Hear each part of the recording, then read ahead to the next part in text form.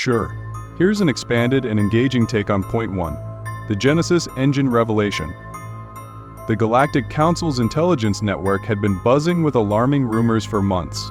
Cryptic whispers circulated in the halls of the mighty Xyrath Citadel, hidden by veils of energy and plasma that only their race could control. Words like Genesis engine planetary reconstruction and genetic transcendence floated from station to station, painting a picture of technology that seemed closer to myth than reality. And the whispers all pointed to the same origin, Earth. In the council chamber, news of humanity's potential breakthrough stirred unease among the assembled representatives. Humanity had entered the galactic stage barely a century ago, late by galactic standards, yet the species had accomplished an unsettling number of technological milestones in a short time. Driven by an insatiable need to overcome their past hardships, humans had gone from explorers to innovators, adapting at an unprecedented rate. The Council, a coalition representing hundreds of races across thousands of systems, prided itself on maintaining order and balance. But Earth's rapid advancements now threatened that fragile stability. The rumors seemed to indicate that humans had found a way to create an engine capable of reshaping entire planets. Initial reports from a Galactic Council scout ship hinted at a device that could alter matter on a fundamental level. Dubbed the Genesis engine by those few who understood its potential, the device reportedly could terraform dead worlds, manipulate genetics on a planetary scale, and even rewrite the fabric of life itself. If true, this device could represent the ultimate power, one that, in the wrong hands, could tip the balance of the galaxy. Council member Jalek of the Xyrath, one of the most ancient and respected members, presided over an emergency session in the wake of this discovery. Jalek was a figure of dignity and wisdom, his gills rippling with the quiet authority that came from centuries of leadership. The Xyrath had witnessed countless species rise and fall, often stepping in to ensure that none grew too powerful or unbalanced. But humanity was different, unsettlingly unpredictable. Their motivations were rooted not in ancient tradition or loyalty to their own kind, but in raw survival instincts and perhaps an ambition to overcome any and all limitations. Our council exists to safeguard balance, Jalek began, his voice carrying over the whispers in the chamber. Humanity must be guided. Left unchecked, they could upend all we have worked to maintain. The Genesis engine must be controlled or dismantled before they disrupt the peace we have fostered for countless eons. The Council's history was filled with quiet interventions. Species had been nudged, encouraged, even stymied in their advancements if their progress threatened the collective stability. The Vorak, another elder race, had nearly reached intergalactic travel centuries before. But with subtle pressure from the Council, they had chosen a slower path, their technology curbed to prevent disruption. And now, Earth, a backwater system by galactic standards, dared to threaten their very authority with a device that could upend planets. There was an unspoken understanding among the Council members that, should any species grow too powerful, it would be advised to halt.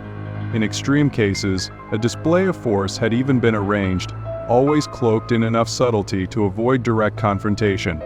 The Vorak representative, Tark, with his long, elegant form and 3 cold, calculating eyes, spoke up. It is not uncommon for the Council to ask cooperation for the common good. But humanity has declined our requests for negotiations, something unheard of. Humanity is young, reckless, but we must not underestimate their resilience, added Council member Kalira of the Kale Wrath, a race composed of energy and shimmering plasma. The Kale Wrath knew of Earth's tragedies, the wars, the ecological disasters, the countless struggles that had shaped humanity. To Kalira, this engine seemed a natural product of such a desperate past. If the Genesis engine is what the rumors claim, humanity has created something even we cannot fully comprehend. Jalek knew the Council was at a crossroads. This new technology could not only destabilize the carefully curated balance of the galaxy but also lead to disaster if humanity could not wield it with the necessary wisdom. The Council needed answers, and the decision was made: humanity would be summoned for negotiations. They would be reminded, diplomatically if possible, of the Council's authority. Certainly, Here's an expanded version of point 2, the unyielding stance of humanity. The council's chamber lay in tense silence as the massive, gilded doors at the end of the hall slid open. Footsteps echoed in the vast hall, footsteps of a kind rarely heard in this space, a cadence of iron will, unyielding and unhurried. Ambassador Elena Vasquez strode in, every inch of her bearing defiant, unshaken by the grandeur of the council's imposing assembly. She was flanked by 2 Federation soldiers, each one in stark, dark uniforms, standing as immovable as the mountains of Earth. These were not the deferential diplomats the council was used to dealing with, but messengers from a species unwilling to bend. The council members observed her entry with a mixture of awe and offense. Representatives from across the galaxy were in attendance, each one distinguished by their cultural garb and unique form scales, tendrils, bioluminescent halos. The atmosphere thickened with tension.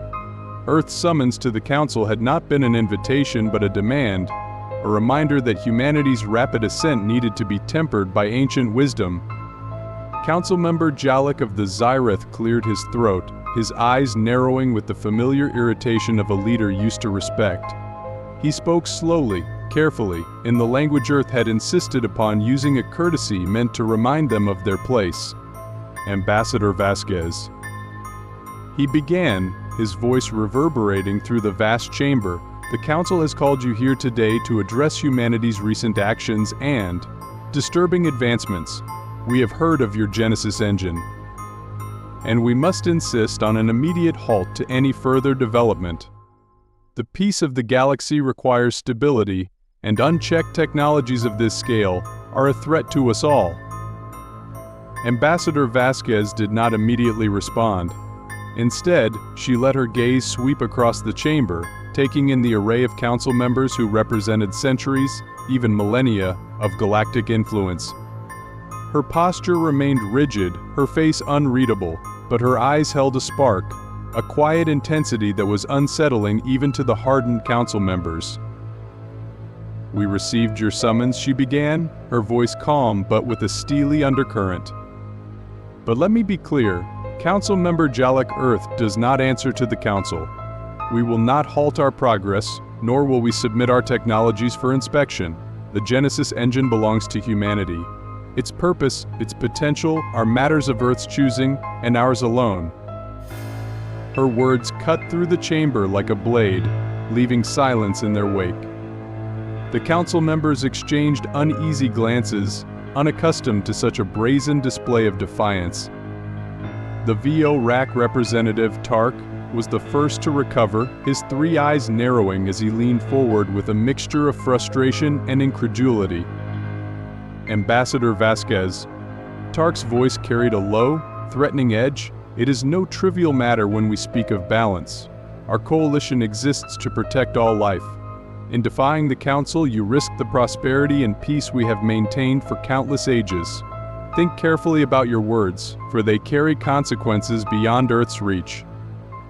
Vasquez regarded him coolly, as if considering his words before responding.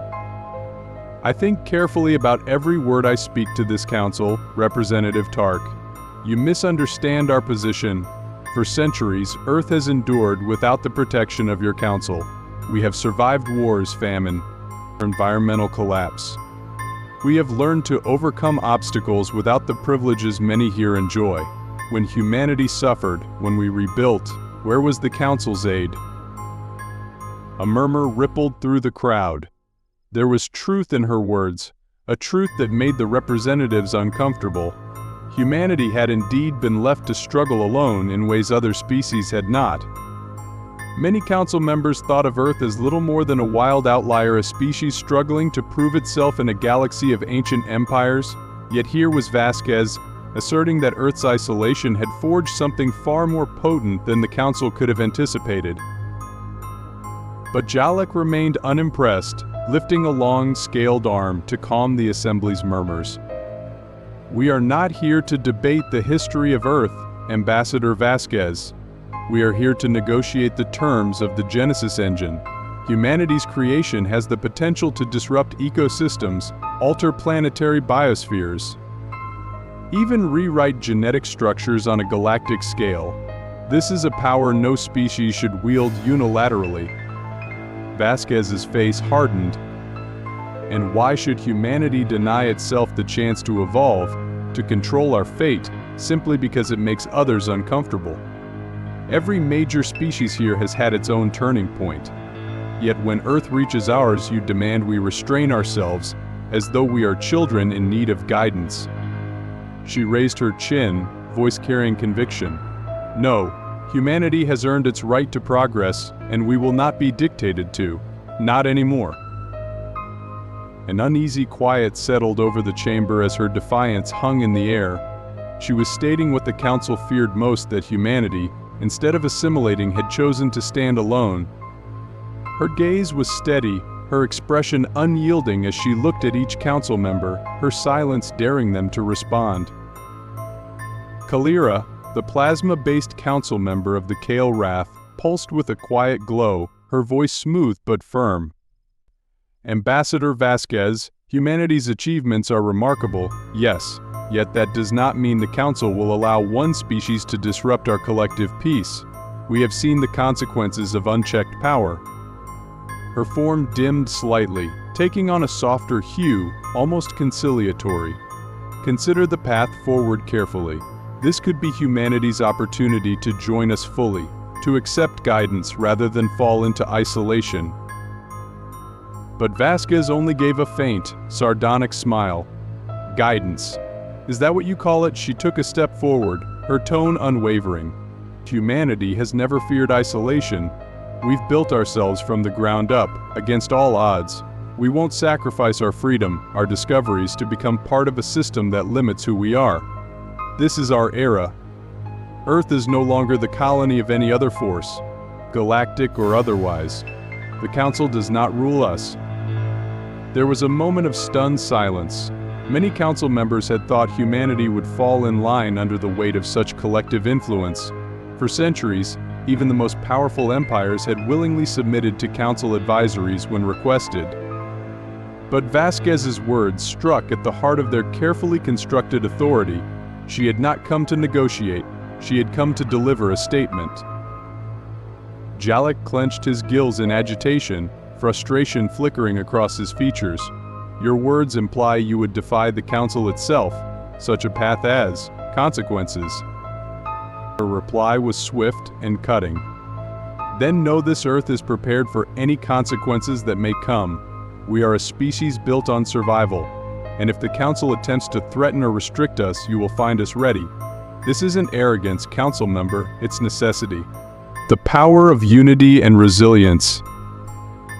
Humanity's greatest strength lies not only in its technological advancements, but also in its unyielding spirit and unity. The formation of the United Earth Coalition (UEC) symbolizes a significant turning point for humankind, illustrating how diverse cultures and backgrounds can come together in the face of adversity. This coalition is not merely a military alliance, it represents a profound shift in human consciousness, one that prioritizes collective strength over individual ambition. The unification of nations once fragmented by politics, ideology, and conflict fosters a sense of belonging and purpose among Earth's inhabitants. As humanity faces existential threats from alien civilizations, this newfound unity becomes essential. The UESC rallies not just military resources but also intellectual and cultural capital. Scientists, engineers, diplomats, and civilians come together to support the war effort. They share knowledge and expertise, leading to rapid advancements in technology and strategy, while also reinforcing the bonds between different factions on Earth. Every human contribution, no matter how small, is seen as vital to the collective goal of survival. This cooperative spirit creates a robust network of support, enabling humanity to respond more effectively to threats.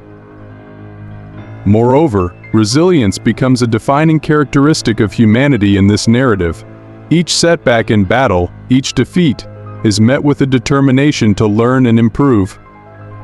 Instead of succumbing to despair, humans analyze failures to extract valuable lessons, leading to refinements in strategy and technology. For instance, After a significant loss against the Vorkians, who utilize brute force in their attacks, the UEC gathers to re-evaluate their tactics. In a display of resilience, they implement changes that incorporate agility and cunning, allowing them to exploit the Vorkians' predictable patterns in future encounters.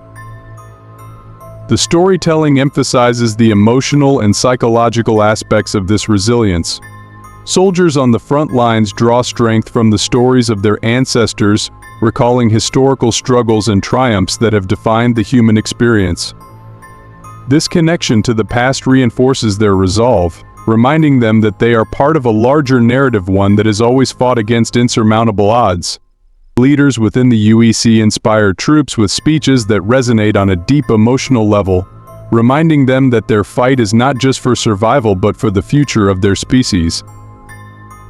This spirit of unity and resilience is also reflected in the civilian population, who play a crucial role in supporting the war effort, whether through manufacturing arms, conducting research, or providing logistical support. Civilians contribute in ways that often go unnoticed. Their sacrifices and dedication become a source of inspiration for soldiers, creating a virtuous cycle of motivation that bolsters the overall war effort. As humanity faces down threats, the notion that everyone has a role to play, whether on the battlefield or behind the scenes, fosters a sense of belonging and purpose. Additionally, this unified front is tested in the heat of battle, where moments of cooperation shine through the chaos. During a pivotal engagement against a coalition of alien forces, human pilots synchronize their tactics, coordinating aerial maneuvers that blend individual skills into a cohesive strategy. Ground forces work seamlessly with air support, demonstrating the effectiveness of teamwork. These instances highlight that unity not only strengthens resolve but also amplifies effectiveness, allowing humanity to leverage its collective capabilities in ways that individualistic approaches never could. Ultimately, the narrative underscores that unity and resilience are not just strategic advantages, they represent the essence of humanity itself. As the UEC confronts the galaxy's most formidable foes, their commitment to standing together, learning from one another, and adapting through shared experiences becomes the cornerstone of their identity as a species. It is this spirit, fueled by a shared history and a common future, that transforms humanity into a powerful and respected force in the galaxy. A terrifying reputation. Fear is a double-edged sword. As humanity's reputation spreads across the galaxy, they become known not only for their military victories but also for the terror they instill in their foes. This duality of perception, both feared and respected, becomes a critical theme in the narrative. The rise of humanity as a formidable warrior species transforms the dynamics of interstellar relations, as other civilizations grapple with the implications of engaging with a species that has demonstrated an uncanny ability to adapt and prevail against seemingly insurmountable odds. Initially, many alien races dismiss humanity as primitive and unequipped for interstellar warfare. However, the events on Zenzenthos and subsequent battles quickly change this narrative. With each victory, humanity cultivates an image of unpredictability and cunning. The stories of Captain Elena Rourke's exploits and the UEC's strategic maneuvers spread like wildfire, creating a chilling awareness among their adversaries. This reputation becomes a psychological weapon in itself, as opponents begin to second-guess their strategies and actions. The psychological impact of fear is explored in depth throughout the story. As the UEC engages in increasingly sophisticated combat, they develop tactics specifically designed to exploit the fears and vulnerabilities of their opponents. For example, they utilize disinformation campaigns to sow discord among enemy ranks. By spreading rumors and creating the illusion of overwhelming human forces, they induce panic and hesitation in alien commanders. This tactic demonstrates how the fear of the unknown coupled with the fear of a rapidly evolving enemy can lead to miscalculations that ultimately benefit humanity. Moreover, the story delves into the concept of fear as a form of control. As humanity builds alliances with other races, their reputation precedes them, leading some civilizations to seek diplomatic relations out of fear of conflict.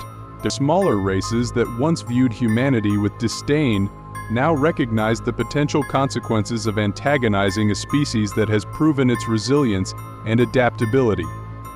This newfound respect fosters a complex interplay of alliances, where fear serves as both a deterrent and a unifier. The narrative also highlights the moral complexities of wielding fear as a weapon. While it provides strategic advantages, it raises ethical questions about the implications of becoming a feared power. As humanity grapples with its identity in the galaxy, leaders within the UEC reflect on the costs of instilling fear. They recognize that while being a formidable warrior species may protect them, it also sets a precedent for how they are perceived and treated by others. This introspection leads to discussions about the responsibilities that come with power and the importance of not becoming what they fear in their adversaries.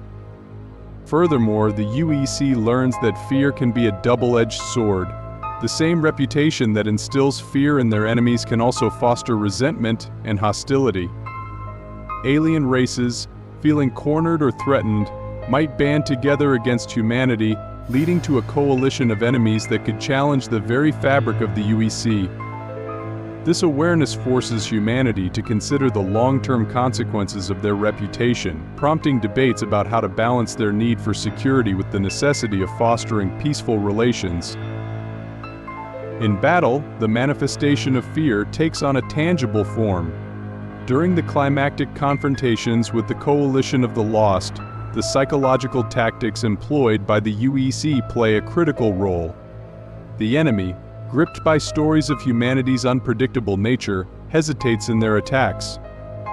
The notion that humans might employ unorthodox strategies leads to confusion and inaction among alien forces, allowing the UEC to capitalize on these moments of indecision.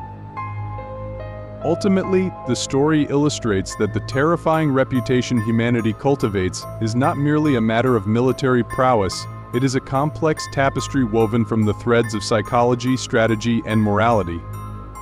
As they navigate the intricate web of interstellar politics, humanity must reconcile the power that comes from fear with the ethical implications of wielding it.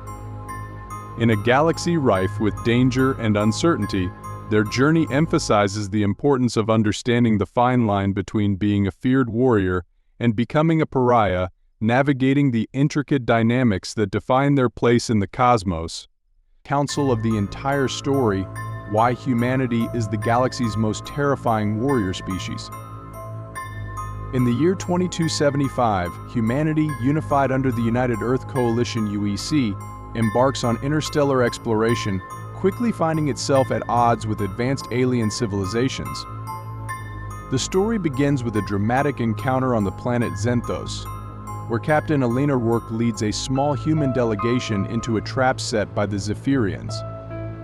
Using guerrilla tactics and quick thinking, she and her team turn the ambush against their attackers, showcasing humanity's adaptability and resourcefulness. As humanity engages in subsequent conflicts, they learn rapidly from each battle, employing unconventional strategies and rapidly evolving their technology. They reverse engineer alien tech, creating advanced adaptive armors and autonomous drones that enhance their combat capabilities. The narrative highlights how human resilience and unity become pivotal as diverse factions come together, sharing knowledge and supporting one another in the face of existential threats. As their reputation grows, humanity becomes both feared and respected across the galaxy. Their unpredictable combat style and psychological tactics induce fear in their enemies, leading to a complex dynamic where fear serves as a strategic weapon. However, this fear also prompts ethical questions about the responsibilities of power and the implications of being a feared species. The climactic battles against the Coalition of the Lost demonstrate the effectiveness of humanity's strategies, revealing how their reputation for cunning and resilience can influence the dynamics of warfare. Ultimately, humanity emerges as a formidable force, navigating the fine line between being a terrifying warrior and maintaining diplomatic relations, emphasizing the complexities of interstellar power dynamics in a galaxy fraught with challenges.